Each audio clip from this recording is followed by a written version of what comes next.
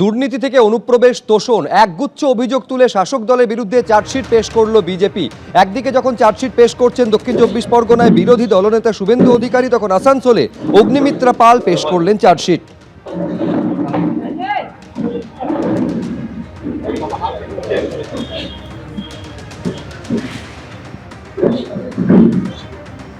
শিক্ষা থেকে স্বাস্থ্য, পশ্চিমবঙ্গে কোনো উন্নয়ন হয়নি, বছরের পর বছর পেরিয়ে গেছে। চার্জশিট পেশের পর তৃণমূলকে আক্রমণ শানিয়ে বিজেপি বিধায়ক অগ্নিমিত্রা পাল এই মন্তব্য করছেন। পাল্টা শাসক দলের তরফে কটাক্ষ করে বলা হচ্ছে হাস্যকর চার্জশিট, বলছেন নারী ও শিশু কল্যাণ মন্ত্রী শশী পাঁজা। বছরের পর বছর পেরিয়েও অধরা মানবাজার সুপার স্পেশালিটি হাসপাতাল, শুধু অধরা মানবাজার কেন, আজকে 42টা super speciality hospital. Mamata Banerjee, super speciality হসপিটালের মানেটা কি একটু বলবেন তো?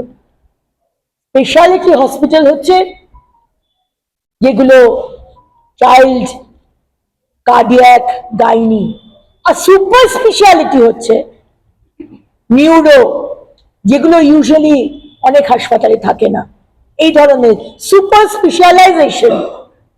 আপনি 42টা সুপার স্পেশালিটি হসপিটাল করেছেন, আর যদি হসপিটাল করতেন না, স্পেশালিটি হসপিটালে যদি করতেন, তাহলে এই চাপটা পড়তো না কলকাতার ওই 4টে হাসপাতালে, 5টা হাসপাতালে।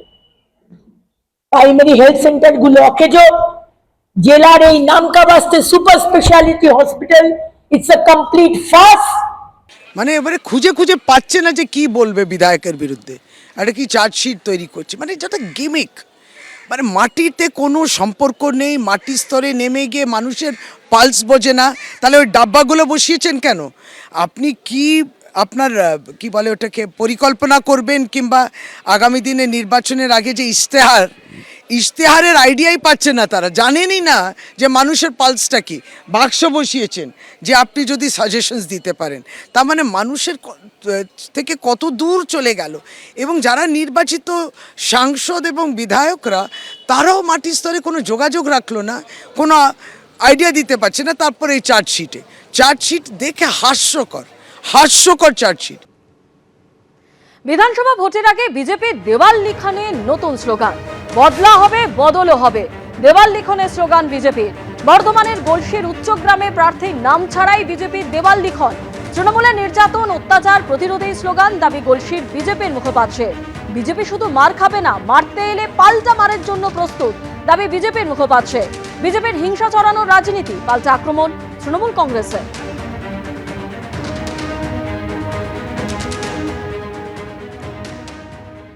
তৃণমূল যেভাবে সন্ত্রাস চালাচ্ছে, আমাদেরকে প্রচারেতে বাধা দিচ্ছে, আমরা দেওয়াল লিখতে যাচ্ছি, দেওয়াল লেখাতে বাধা দিচ্ছে।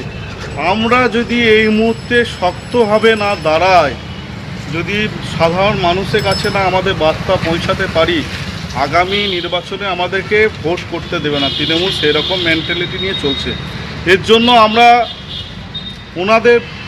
ওনারা যদি আমাদেরকে মারতে আসে, আমরাও ছেড়ে কথা বলবো না। ওই জন্য আমরাও আগাম বার্তা দিয়ে দিচ্ছি, আমরাও তৈরি আছি।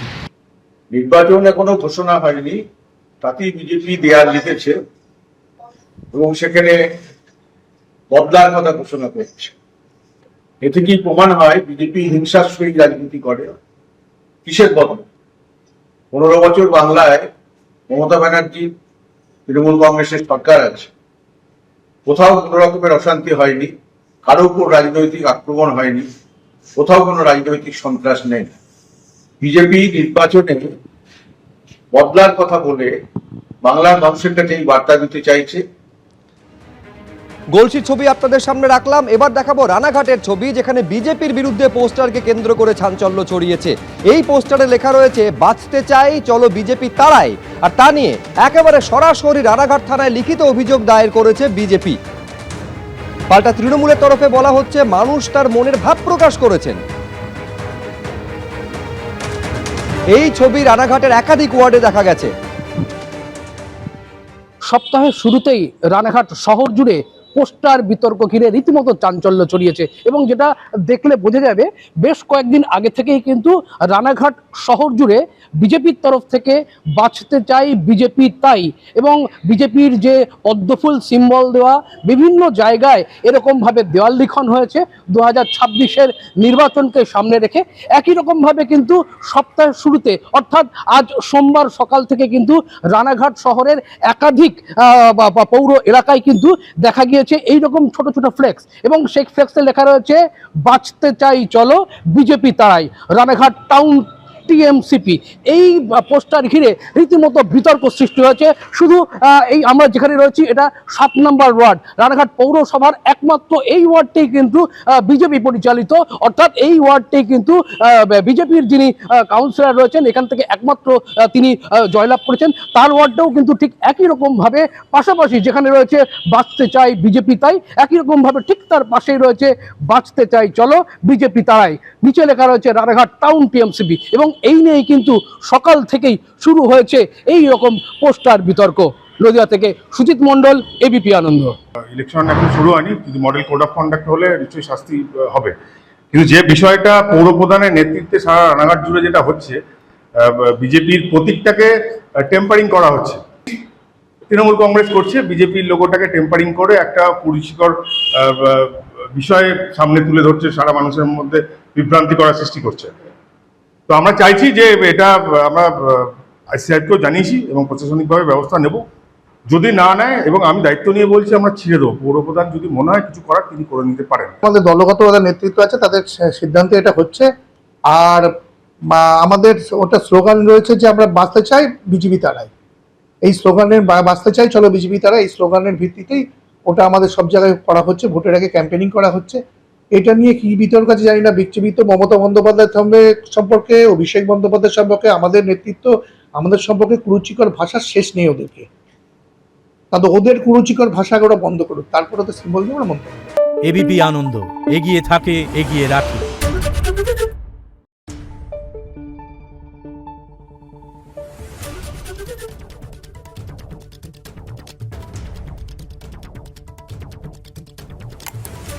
Thank you.